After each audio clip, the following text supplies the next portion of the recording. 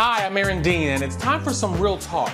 You might know Amrit Kapai from the Bravo show Family Karma, which shows him living his life as an Indian American queer man with his husband Nicholas. The couple is starting a family, all while navigating the harsh waters of Florida's anti-queer policies. Amrit and Nicholas are using their platform to advocate for queer families. They want to show that there are still many obstacles to parenthood, which vary simply by where you live, and in Florida, well, that's a lot. It is the first state to pass a Don't Say Gay law. It is restricting access to care for trans people and also limiting Black and queer histories in the classroom. While Florida has enacted some strict policies against the queer community, it's also home to one of the most impactful celebrations. The Winter Party Festival is held in partnership with the National LGBTQ Task Force and has been going strong since 1994. The proceeds benefit the queer movement and directly impact lives. Amrit and Nicholas join us from sunny Miami to share more on their journey and the impact of the festival. Amrit and Nicholas, welcome to the show. How are you guys?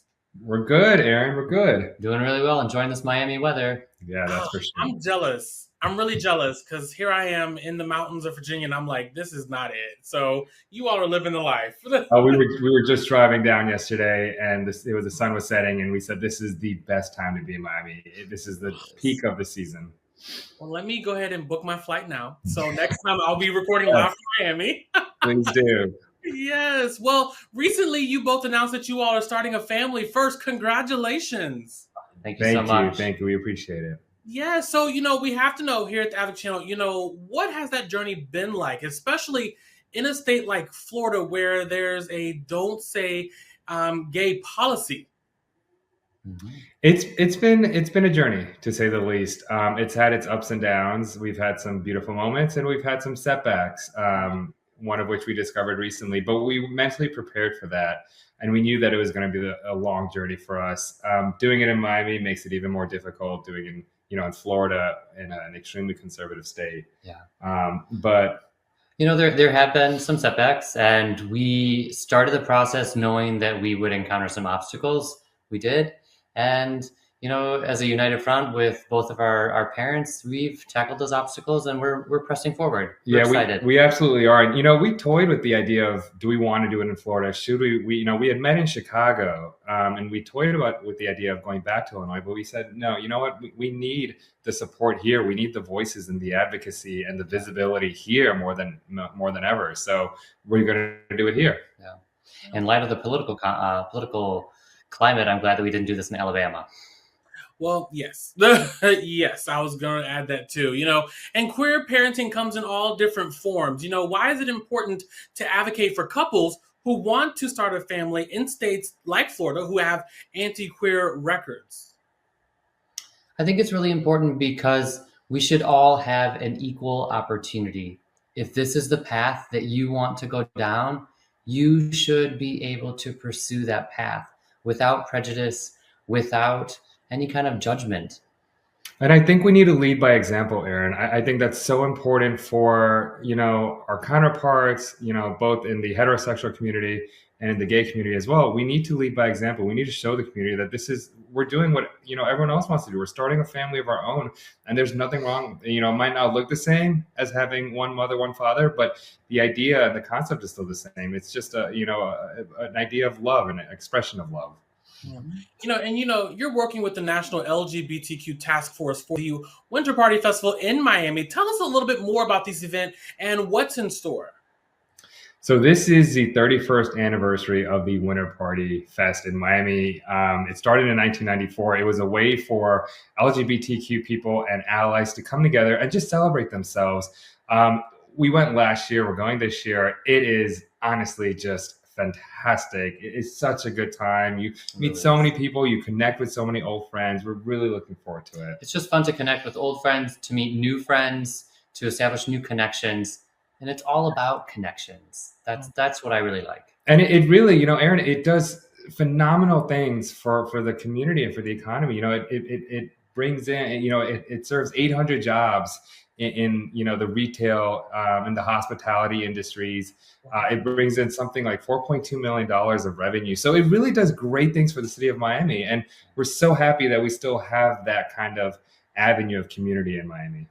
Yeah, and I was going to say that, when we look even deeper, looking at the queer community in general, like we said, with the state like Florida, what does this mean for the queer community to get together, to be their authentic selves, have a great time, and connect, like you all said?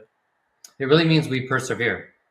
We push ahead, and we encounter obstacles, but we still have moments of joy that we need to and can celebrate. Exactly. We mobilize and we're stronger together.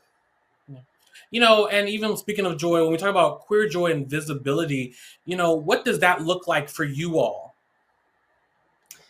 For me personally, it means telling my story. It means telling our story, whether it's our story of meeting each other, whether it's our coming out story, and now our story of the journey to fatherhood. It's about telling that story.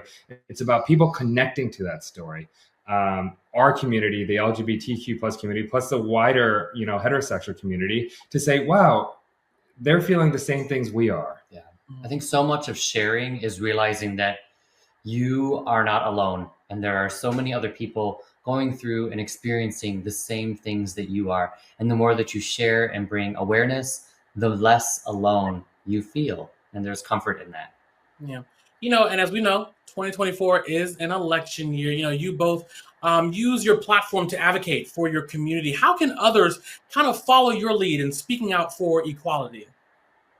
I know the task force does Queer the Vote, which is all about mobilization. It's all about bringing awareness, telling people to go out there, register to vote, learn the issues, learn the stances of the various candidates. It's so important. We take it for granted. We take the right to vote for granted, but it's a privilege. It's a privilege to decide who is going to be determining the course of your life through laws. And I think that's so important. So not only, Queer the Vote, but public figures, and not only public figures, we all have a voice through social media, through Instagram and Twitter and TikTok. Keep sharing and highlighting things that are going on in the community, good and bad. We all have the right to exercise our vote, and it's so utterly necessary, especially in a time like today, looking at trans rights, rights for all of our community. They're at stake. Yeah. And Amrit and Nicholas, you all have this widespreading platform, whether it's, advocacy work or reality TV or whatever it may be. Can you kind of talk about why it's important to use your platform, not just use it to, advocate, but also using it responsibly? Aaron, I always, tell people ask, well, why you're Bravo? There can be some level of toxicity and it's all about partying and drama. I said, sure, it is. And one of the biggest reasons why myself and both of us decided to jump on the Family Karma idea was because it was an opportunity to tell our story. It was not only a chance to be on TV, which, don't get me wrong, has a bunch of perks. It's pretty cool. It is. But there's a huge responsibility, because now you have all these eyes on you. So now everything you say and everything you do is going to have consequences. It could have severe consequences. Use your platform for good. Continue to, not only tell your story, but tell the story of others. Yeah. Make it bigger than you. Make it more about something than just the two of us. And that's why we want to raise awareness. That's why I'm sharing. That is a great point to leave it on. And thank you so much for sharing that last point about using that platform responsibly. Amrit and Nicholas, thank you again for joining us. And thank you for the work that you all do. We greatly appreciate it. Thank you, Aaron. It's a pleasure. We appreciate you, Aaron.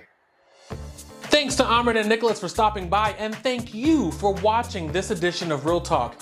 You can find more of my full interviews on the Advocate channel. Download our app in the Apple or Google Play Store to stream us live, and you can subscribe to our YouTube channel. I'm Aaron Dean, and we'll see you next time.